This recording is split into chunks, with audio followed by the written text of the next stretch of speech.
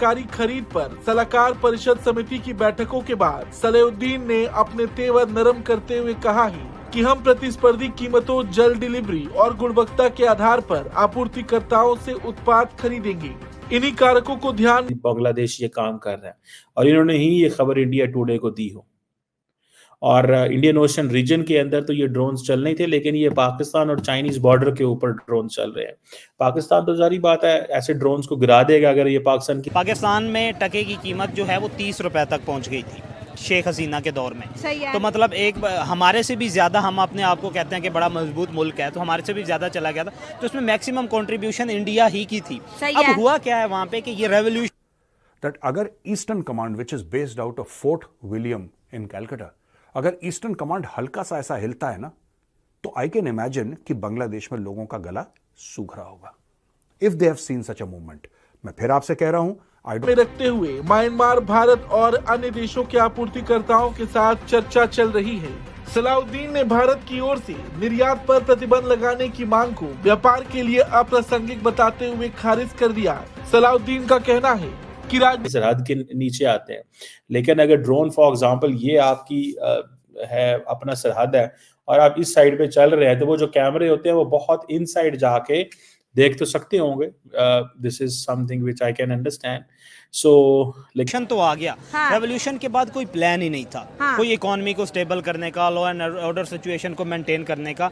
अब ये देखें कि वहाँ पे जो इलेक्ट्रिसिटी में सबसे बड़े इन्वेस्टर है वो इंडियन है, बिल्कुल। जो टेक्सटाइल में सबसे अडानी साहब जो हैं, आपने बता दिया। I don't want to tell you something that is not happening, so I am not aware if the Eastern Command is doing something like this.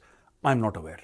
लेकिन ये क्या करना चाहते हैं ये ड्रोन्स डिप्लॉय करके?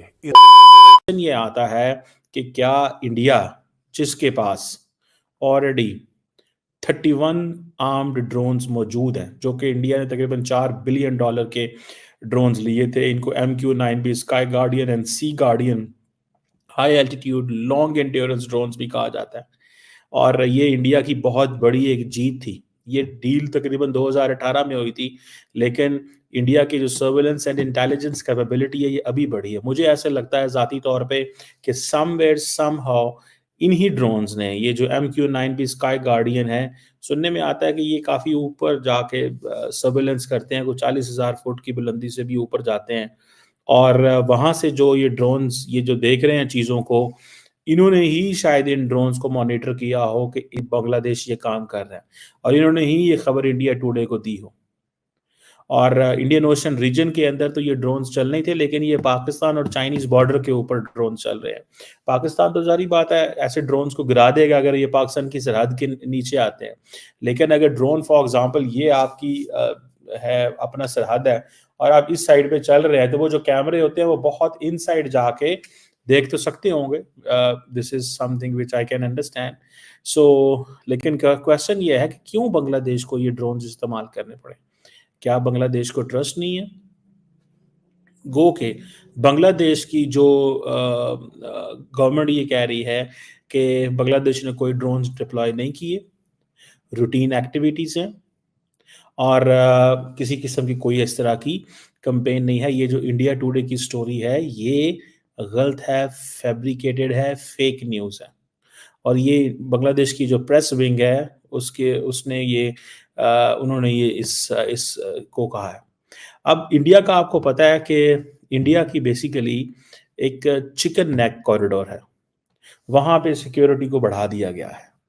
ये चीज़ ज़हन में रखिएगा कि इंडिया की जो चिकन नेक है, if I can show you on the map, तो आपको थोड़ा सा उससे पता चल जाएगा, जो लोग नहीं जानते, कि इंडिया का अगर चिकन नेक जो है, अगर उसके ऊपर उसको अगर देखा जाए, उसको अगर समझा जाए, तो आपको ये पता चलेगा कि इट्स वेरी ये एक बड़ी टेक्निकल चीज़ है, ठीक है, कि किस तरह शेख मुजीबुर रहमान को जो सपोर्ट किया गया था, नो डाउट कि उस वक्त के जो कंट्रोवर्सी थी कि पाकिस्तान की तरफ से भी मजालिम तो बड़े ढाए गए थे, उनके मुंतखब नुमाइंदे को हुकूमत ना देना, ये सारे मामला थे। किसी हद तक अगर हम लोग उसके इंडिपेंडेंट उसका हम तजिया करें तो इंडिया ने बहुत सपोर्ट किया, इंडिया ने उनको सपोर्ट किया, सब दुनिया को पता जी। अब ये हुआ क्या है कि जब से इनकलाब तो आ गया है, ये नफरत क्या है इंडिया को लेके? वो इंडिया जिन्होंने इन बांग्लादेशियों को पाला है, इनको एक्सपोर्टर बनाया है, इनको दुनिया के अंदर एक कहते हैं ना जो 2%, 3% इनकी करेंसी गाली थी उसको इज्जत दिलाई। आज ये उसी इंडिया के हिंदुओं को जो है परेशान कर रहे हैं, जो है उन पे अटैक कर रहे हैं, इंडिया के खिलाफ नारेबाजी लगा रहे हैं। ये दिमाग इनका अपनी जगह पे है कि हिला हुआ है? देखें, इंडियन इकोनॉमी से हम कहते थे कि ये फलां बंदा टके का नहीं है, हाँ। लेकिन टका जो है वो अगर पाकिस्तान के साथ कंपेयर करें या इंडिया के साथ कंपेयर करें,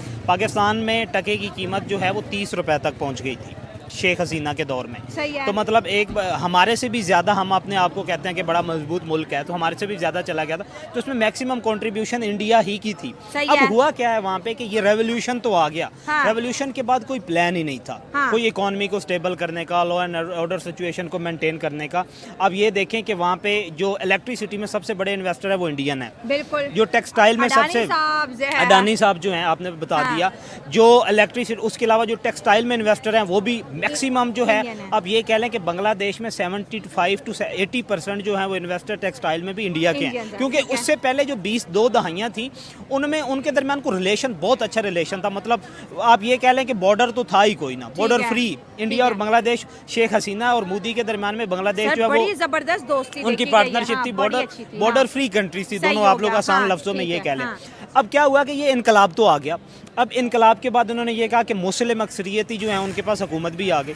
उन्होंने अब हिंदुइज्म जो है उस पर इसी तरह अटैक करना शुरू कर, जिस तरह हर रियासत में माइनॉरिटीज़ में होता है। अटैक होता और है, उन्हें ठीक है। ये लगा कि ये सारे शेख हसीना क्योंकि प्रो इंडियन थी, हाँ। उसकी वजह से उसने हमारे ऊपर ये मजालिम जो सारे ढाए थे। लेकिन उनके साथ उनका जो आप ले गए कि बैड एस्पेक्ट तो आप रखें, लेकिन एक बात तो ये माननी पड़ेगी, उसने इकोनॉमी को स्टेबल किया था। नो डाउट कि पॉलिटिकल डिफरेंसेस, उसने पॉलिटिकल ओपोनेंट जो थे उनको जेलों में डाला गलतियां था। शेख हसीना वाजिद से हुई हैं, मानी है, लेकिन सर मोदी साहब के साथ मिलकर उसने बांग्लादेश को बहुत सपोर्ट किया। देखिए, मोदी साहब उनको मेडिकल वीज़ा देते थे, इंडियन एम्बेसी हज़ारों बांग्लादेशियों को डेली बॉर्डर आने जाने के लिए वीज़ाज दे। तो सबसे पहले जो सरहद पार चूहे होते हैं उनके बीच में हलचल होती है।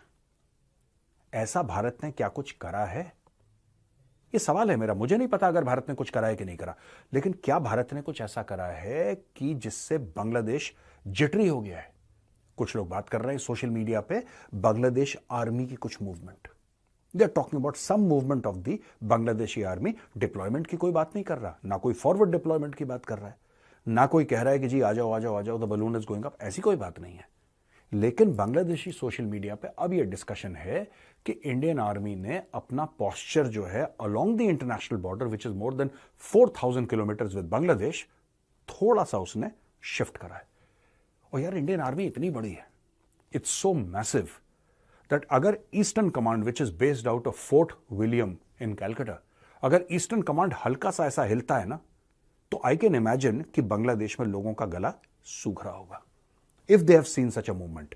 मैं फिर आपसे कह रहा हूं, I don't want to tell you something that is not happening, so I am not aware if the eastern command is doing something like this, I am not aware. लेकिन ये क्या करना चाहते हैं ये ड्रोन्स डिप्लॉय करके? Is Bangladesh trying to pass a message और is Bangladesh trying to take retaliatory action against some perceived aggression? क्योंकि ये अचानक ये लोग बोलना शुरू हो गए ना, हम इंडियन एग्रेशन के सामने ऐसा है, हम इंडियन एग्रेशन के सामने क्या एग्रेशन हुआ है? अगर इंडियन आर्मी एग्रेसिव हो जाती अभी तक, अगर